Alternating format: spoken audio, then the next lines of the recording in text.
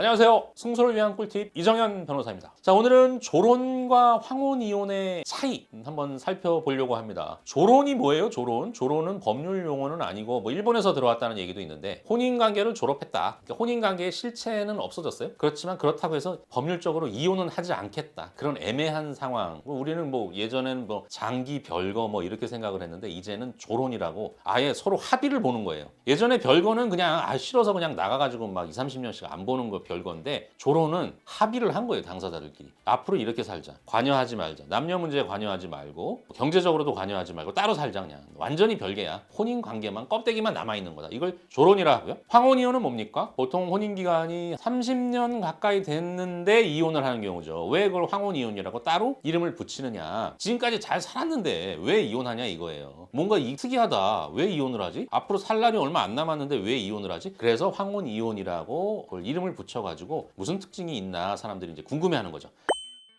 조론과 황혼이혼 두 가지 중에 한 가지를 선택해야 된다면 뭘 선택해야 되느냐? 장점과 단점을 살펴봐야 되겠죠. 조론은 장점이 뭡니까? 혼인관계가 이제 껍데기지만 남아있잖아요. 그러니까 사회적으로 제3자가 볼 때 멀쩡한 거예요. 그냥 남은 몰라 이 사람들이 조론을 했는지 정상적인 거예요. 그냥 아내 남편 그대로고 자녀도 그대로고 자녀 입장에서도 좋죠. 혼인을 할 때 어때요? 우리 부모님 이혼했어 이런 경우보다는 정상적인 거예요. 조론 아무도 모릅니다. 결혼식 할 때도 같이 들어오고 아무도 모르죠. 또 자녀 입장에서는 재산이 한꺼번에 부모의 재산이 모아져서 지켜지는 또 장점도 있고 이런 장점이 있는데 단점은 뭡니까? 조론의 단점. 껍데기만 있다 보고 실체가 없다 보니까 실제로 해보면 상당히 불편합니다. 이게 완전한 분리가 가능하냐? 쉽지 않죠. 부부라는 것 우리 민법에서 인정하는 부양의 의무가 있어요. 신체적으로 경제적으로 남편이 아파 조론을 했는데 아파 근데 아무도 돌봐줄 사람이 없어. 그럼 누가 돌봐줘? 법에서는 그걸 아내에게 돌봐주라고 의무를 부담시켜놨고요. 경제적으로도 마찬가지죠. 내 남편이 굶어 죽어. 근데 나는 잘 먹고 잘 살아. 난 조론이니까 그게 안 된다는 거죠.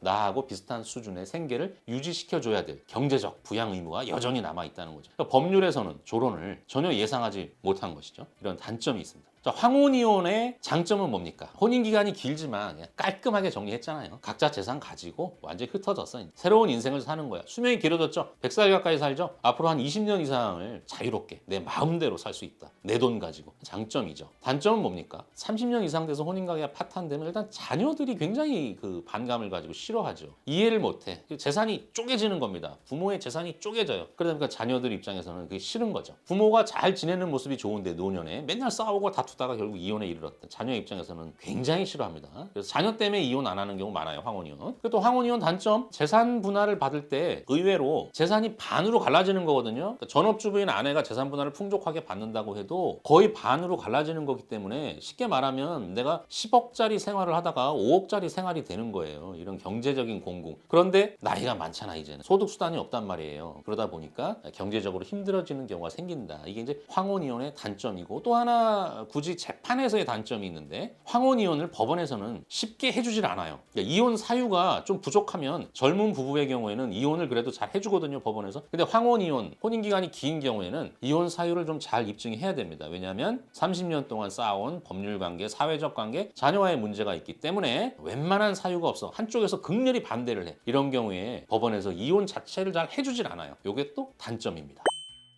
조론과 황혼이혼 대략적으로 살펴봤는데 뭘 선택해야 됩니까? 조론은 일단 제가 경험을 해보니까 우리나라 사람 정서에 맞지가 않아요. 뭐야 그게? 합의서를 쓰는데 그 합의서대로 법원에서 인정을 해주느냐? 합의서는 이렇게 돼 있어. 전혀 관여하지 않는다? 그런데 그 합의서를 법원에서 경제적으로 전혀 관여하지 않는다? 남녀관계 문제 삼지 않는다? 이 합의서가 근데 상대방의 한쪽이 좀 어려운 공궁에 빠졌을 때 만들어진 거 아닙니까? 라고 생각을 한다는 거예요. 법원에서는. 그러니까 법률가들은 그걸 제일 걱정하는 거예요. 굉장히 좀 약한 자한테 강자가 그런 합의를 강요해서 만들어진 거 아닙니까? 그렇기 때문에 그 합의를 잘 인정을 안 해준다는 거죠. 그러다 보니 생각보다 복잡한 문제가 많이 생겨요. 자, 조론을 했어요. 내 남편이 딴 여자 만나. 원래 딴 여자 만나는 거 문제 삼지 않기로 했잖아. 근데 실제 또 그 모습을 보니까 못 견뎌. 나는 별로 그런 일이 없는데 저 남자는 희희낙낙 좋아하고 다녀. 실제로 또 해보면 못 견딥니다고. 그렇게 해서 상간소송 들어와. 상간소송 들어오는데 조론이라고 해서 상간녀가 반박을 하죠. 이 부부는 이미 조론을 했다. 근데 법적으로는 혼인관계가 있어. 상간녀가 패소하죠. 그런 경우가 많습니다. 결국 생각보다 법률적으로 귀찮은 일이 많고